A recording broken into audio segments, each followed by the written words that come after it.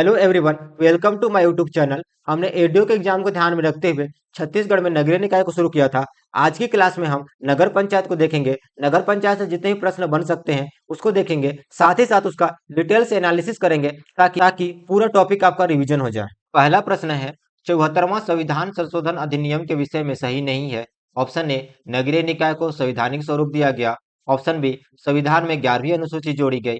Option C, अधिनियम को 1 जून 1993 को लागू किया गया। ऑप्शन डी, इसके तहत नगरीय निकाय के 18 विषय सौंपे गए। प्रश्न में क्या बोल रहा है कि 74वां संविधान संशोधन अधिनियम के विषय में सही नहीं है। क्या सही नहीं है? ऑप्शन ए क्या है, नगरीय निकाय को संवैधानिक स्वरूप दिया गया। सही है, नगरीय निकाय को संवैधानिक स्वरूप दिया गया था। ऑप्शन बी है, संविधान में 11वीं अनुसूची जोड़ी गई थी। ये गलत है, याद रखेंगे 11वीं अनुसूची नहीं जोड़ी गई थी। कौन सी? 12वीं अनुसूची जोड़ी गई थी। ऑप्शन सी क्या है, अधिनियम को 1 जून 1993 को लागू किया गया था। ये भी सही है। इसके तहत जारी नगरीय निकाय को 18 विषय सौंपे गए थे। ये भी सही है। इसका सही उत्तर क्या हो जाएगा? Option number B. अब थोड़ा सा 73वां संविधान संशोधन और 74वां को देख लेते हैं। 73वां संविधान संशोधन और 74वां। तो जो 73वां संविधान संशोधन जो था, इसके तहत पंचायती राज को संवैधानिक स्वरूप दिया गया था। किसको दिया गया था? पंचायती राज को दिया गया था। जबकि 74वां संविधान जो संशोधन जो था, नगरीय निकाय को दिया गया था। किसको देगा? नगरीय निकाय को कौन देगा? 74वां संविधान संशोधन। पंचायती राज को 73वां संविधान संशोधन। 73वां के तहत 11वीं अनुसूची जोड़ी गई थी, जबकि 74वां संविधान संशोधन के तहत 12वीं अनुसूची जोड़ी गई थी। तो 73वां के तहत 11वीं अनुसूची, इसके तहत कितना? 12वीं अनुसूची। 73वां संविधान संशोधन था, इसके तहत पंचायती राज को 29 विषय सौंपे गए थे। याद रखें कितना? 29 विषय सौंपे गए थे। जबकि 74वां संविधान संशोधन के तहत नगरीय निकाय को 18 विषय सौंपे गए थे। तो ये अंतर याद रखेंगे। दूसरा प्रश्न है, निम्न में से किसे स्थानीय शासन का जनक कहा जाता है? Option A, Lord Mayo. Option B, Lord Ripon. Option C, Jawaharlal Nehru. Option D, Mahatma Gandhi. तो स्थानीय शासन का जनक किसे कहा जाता है? इसका सही उत्तर होगा option number B, Lord Ripon को। किसको कहते हैं? लॉर्ड रिपन को, याद रखेंगे। तीसरा प्रश्न है, निम्न में से किसका चुनाव प्रत्यक्ष रूप से होता है? ऑप्शन ए, नगर पंचायत के पार्षद। ऑप्शन बी, नगर पंचायत के अध्यक्ष। ऑप्शन सी, नगर पंचायत के उपाध्यक्ष। ऑप्शन डी, ए और बी दोनों। क्या बोले, किसका चुनाव प्रत्यक्ष रूप से होता है? देखिए, नगर पंचायत का पार्षद प्रत्यक्ष रूप से होता है, ये सही है। नगर पंचायत के अध्यक्ष, इसका भी चुनाव प्रत्यक्ष रूप से होता है। नगर पंचायत के उपाध्यक्ष का प्रत्यक्ष रूप से नहीं होता है। याद रखेंगे, नगर पंचायत के पार्षद का चुनाव कैसे होगा? अप्रत्यक्ष रूप से होगा। अप्रत्यक्ष का मतलब इसमें जनता भाग नहीं लेती है। कौन भाग लेते हैं? पार्षद। पार्षद और अध्यक्ष आपस में मिलकर क्या करते हैं? उपाध्यक्ष का चुनाव करते हैं। किसमें से? पार्षदों में से किसी एक का चुनाव उपाध्यक्ष के लिए होगा।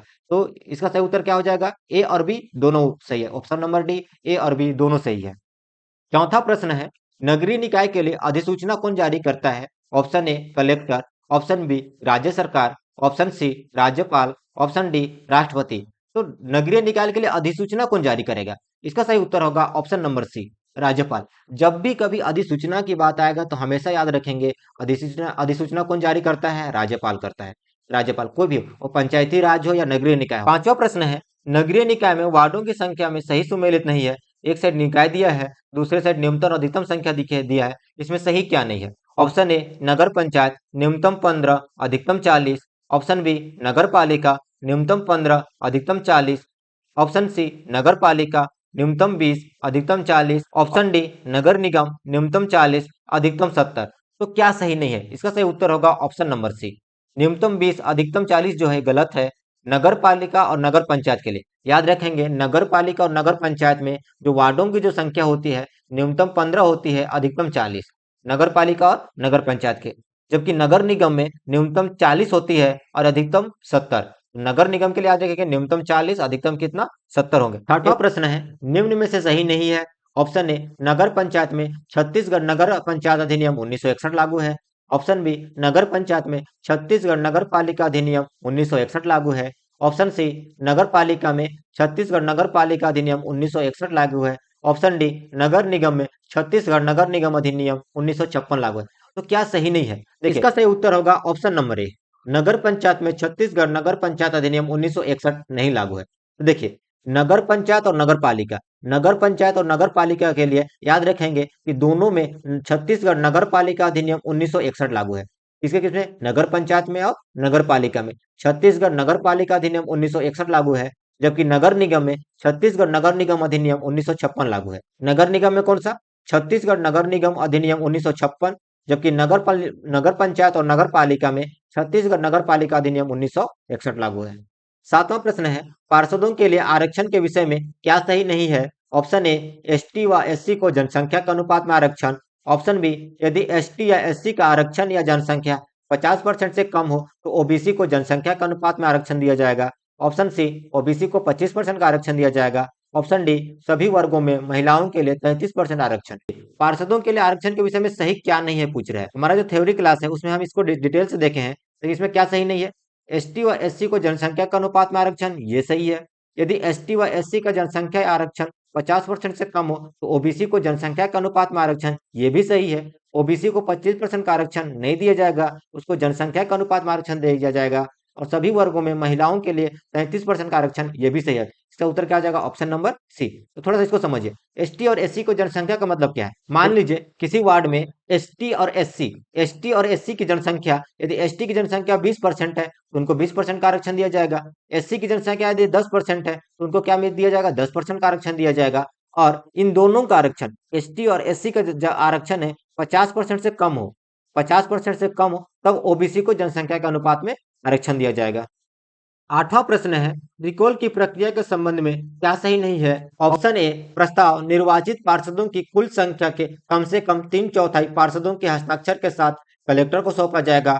ऑप्शन बी, राज्य निर्वाचन आयोग मुक्त मतदान की व्यवस्था करेगी। ऑप्शन सी, प्रस्ताव नगर पंचायत के कुल मतदाताओं में से आधे से अधिक बहुमत से पारित होगा। ऑप्शन डी, प्रस्ताव नगर पंचायत के कुल पार्षदों की कुल संख्या के कम से कम 2/3 बहुमत से पारित होगा। क्या बोला प्रश्न में? रिकॉल की प्रक्रिया के संबंध में सही नहीं है। इसका सही उत्तर होगा ऑप्शन नंबर डी। रिकॉल की प्रक्रिया के बारे में कुछ याद रखेंगे। रिकॉल की प्रक्रिया किसके खिलाफ लाया जाता है? तो नगर पंचायत के अध्यक्ष के खिलाफ। किसके खिलाफ लाया जाता है? नगर पंचायत के अध्यक्ष के खिलाफ। और रिकॉल की प्रक्रिया की जो शुरुआत होता है, कुल पार्षदों का कम से कम 3/4 पार्षदों के हस्ताक्षर के साथ कलेक्टर को सौंपा जाता है। इसको सौंपेंगे, कलेक्टर को सौंपेंगे। इस प्रस्ताव को कलेक्टर राज्य सरकार को भेजती है। कलेक्टर किसके पास भेजेगी? राज्य सरकार के पास भेजेगी। और राज्य सरकार इसको राज्य निर्वाचन आयोग के पास भेजेगा, जो कि क्या करेगा? गुप्त मतदान की व्यवस्था करेगा। यदि प्रस्ताव नगर पंचायत के कुल मतदाताओं में से आधे से अधिक के बहुमत से पारित हो जाता है तो प्रस्ताव पारित माना जाएगा, मतलब अध्यक्ष को अपना पद छोड़ना पड़ेगा। रिकॉल की प्रक्रिया के बारे में डिटेल से देखना चाहते हैं तो हमारे थ्योरी क्लास में जाइए, वहां देखिए। नौवां प्रश्न है, नगरीय निकाय का कार्यकाल कब से लेकर 5 वर्षों तक होता है? ऑप्शन ए, चुनाव की घोषणा की तिथि से लेकर। ऑप्शन बी, चुनाव के दिन से लेकर। ऑप्शन सी, चुनाव की परिणाम की तिथि से लेकर। ऑप्शन डी, प्रथम सम्मेलन की तिथि से लेकर। तो क्या बोल रहे हैं? नगरीय निकाय का कार्यकाल कब से माना जाता है? इसका सही उत्तर होगा ऑप्शन नंबर डी, प्रथम सम्मेलन की तिथि से लेकर। 10वां प्रश्न है, पदाधिकारियों के त्यागपत्र के संबंध में क्या सही नहीं है? ऑप्शन ए, पार्षद अपना त्यागपत्र नगर पंचायत अध्यक्ष को देगा। ऑप्शन बी, अध्यक्ष अपना त्यागपत्र मुख्य नगर पंचायत अधिकारी को देगा। ऑप्शन सी, अध्यक्ष अपना त्यागपत्र कलेक्टर को देगा। ऑप्शन डी, उपाध्यक्ष अपना त्यागपत्र नगर पंचायत अध्यक्ष को देगा। तो त्यागपत्र के संबंध में सही नहीं पूछ रहा है। इसका सही उत्तर क्या हो जाएगा? ऑप्शन नंबर सी, अध्यक्ष अपना त्यागपत्र कलेक्टर को। याद रखेंगे, अध्यक्ष कलेक्टर को नहीं देता है। देखिए, नगर पंचायत में 3 पदाधिकारी होते हैं। एक कौन होते हैं? पार्षद होते हैं। दूसरा क्या होंगे? नगर पंचायत अध्यक्ष होंगे। और तीसरा क्या होते हैं? नगर पंचायत उपाध्यक्ष। तो जब मैं थ्योरी क्लास ले रहा था उसमें बताया था कि पार्षद और अध्यक्ष दोनों को एक साथ याद रखेंगे। पार्षद और अध्यक्ष जो होते हैं अपना त्यागपत्र नगर पंचायत के अध्यक्ष को देते हैं। किसको देंगे? नगर पंचायत अध्यक्ष को देंगे। जबकि नगर पंचायत अध्यक्ष अपना त्यागपत्र मुख्य नगर पंचायत अधिकारी, मतलब किसको देंगे? सीएमओ को देंगे। मुख्य नगर पंचायत अधिकारी को देता है। 11वां प्रश्न है, अविश्वास प्रस्ताव द्वारा किसे पद मुक्त किया जा सकता है? ऑप्शन ए, पार्षद। ऑप्शन बी, अध्यक्ष। ऑप्शन सी, उपाध्यक्ष। ऑप्शन डी, सभी को। प्रश्न क्या बोल रहा है? अविश्वास प्रस्ताव द्वारा किसे पद मुक्त किया जाता है? इसका सही उत्तर क्या होगा? ऑप्शन नंबर सी, उपाध्यक्ष। क्या बताया था अविश्वास प्रस्ताव के बारे में? ये याद रखेंगे कि अविश्वास प्रस्ताव उन्हीं के खिलाफ लाया जाता है जिसका चुनाव अप्रत्यक्ष रूप से होता है। तो नगर पंचायत में किसका चुनाव अप्रत्यक्ष रूप से होता है? तो उपाध्यक्ष का होगा। किसका होगा? उपाध्यक्ष का होगा। इसलिए अविश्वास प्रस्ताव द्वारा किसको हटाया जाएगा? उपाध्यक्ष को। 12वां प्रश्न है, नगर पंचायत के साधारण बैठक के विषय में सही क्या है? ऑप्शन ए, प्रत्येक माह में कम से कम एक बार आयोजित होगा। ऑप्शन बी, बैठक की अध्यक्षता नगर पंचायत के अध्यक्ष द्वारा किया जाता है। ऑप्शन सी, प्रत्येक बैठक की गणपूर्ति कुल सदस्यों का 1/3 होगा। ऑप्शन डी, सभी सही है। क्या बोले? साधारण बैठक के विषय में क्या क्या सही है? प्रत्येक माह में कम से कम एक बार आयोजित होगा, सही है। बैठक की अध्यक्षता नगर पंचायत का अध्यक्ष करता है, ये भी सही है। यदि अध्यक्ष अनुपस्थित है तब कौन करेगा? उपाध्यक्ष करेगा। अध्यक्ष अनुपस्थित है तब कौन करेगा? उपाध्यक्ष है करेगा। और उपाध्यक्ष भी अनुपस्थित है तब सदस्यों में से चुना जाएगा। ये भी याद रखेंगे। ऑप्शन क्या है, प्रत्येक बैठक की गणपूर्ति कुल सदस्यों का 1/3 होगा, ये भी सही। इसका सही उत्तर क्या हो जाएगा, ऑप्शन नंबर डी। 13वां प्रश्न है, नगर पंचायत की प्रथम सम्मेलन के संबंध में सही नहीं है। ऑप्शन ए, सम्मेलन नगर पंचायत के अध्यक्ष द्वारा बुलाया जाता है। ऑप्शन बी, सम्मेलन नगर पंचायत के मुख्य अधिकारी सीएमओ के द्वारा बुलाया जाता है। ऑप्शन सी, सम्मेलन की अध्यक्षता कलेक्टर द्वारा नियुक्त अधिकारी करता है, जो कि तहसीलदार के पद श्रेणी से कम का न हो। ऑप्शन डी, सम्मेलन में उपाध्यक्ष का चुनाव होता है। क्या बोल रहा है, नगर पंचायत की जो प्रथम सम्मेलन होते हैं उसके संबंध में सही नहीं है बोल रहा है। सम्मेलन नगर पंचायत के अध्यक्ष द्वारा बुलाया जाता है, ये गलत हो जाएगा। याद रखेंगे, जो प्रथम सम्मेलन होता है नगर पंचायत के अध्यक्ष द्वारा नहीं बुलाया जाता है, जबकि प्रथम सम्मेलन मुख्य नगर पंचायत अधिकारी सीएमओ के द्वारा बुलाया जाता है। तो सही आंसर क्या हो जाएगा, ऑप्शन नंबर ए। प्रथम सम्मेलन के बारे में क्या क्या याद रखेंगे, पहले यह याद रखेंगे कि सम्मेलन बुलाता कौन है, तो मुख्य नगर पंचायत अधिकारी बुलाएगा, सीएमओ बुलाएगा। साथ ही साथ सम्मेलन की अध्यक्षता कौन करता है, कलेक्टर द्वारा नियुक्त अधिकारी, जो कि क्या नहीं होना चाहिए, तहसीलदार की पद श्रेणी से कम का नहीं होना चाहिए।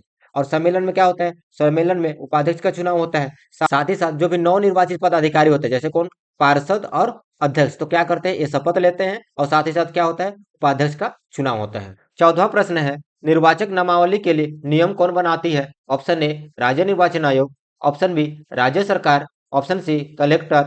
ऑप्शन डी, राज्यपाल। क्या बोल रहे हैं, निर्वाचक नामावली के नियम बनाना तो कौन बनाती है, इसका सही उत्तर होगा ऑप्शन नंबर बी, राज्य सरकार।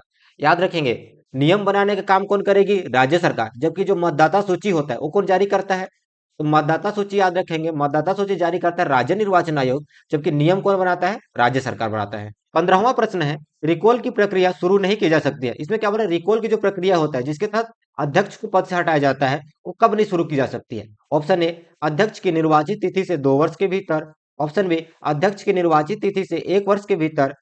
ऑप्शन सी, यदि उपचुनाव में निर्वाचित अध्यक्ष अपना आधी कार्यकाल पूरा न कर लिया हो। ऑप्शन डी, ए और सी दोनों सही है।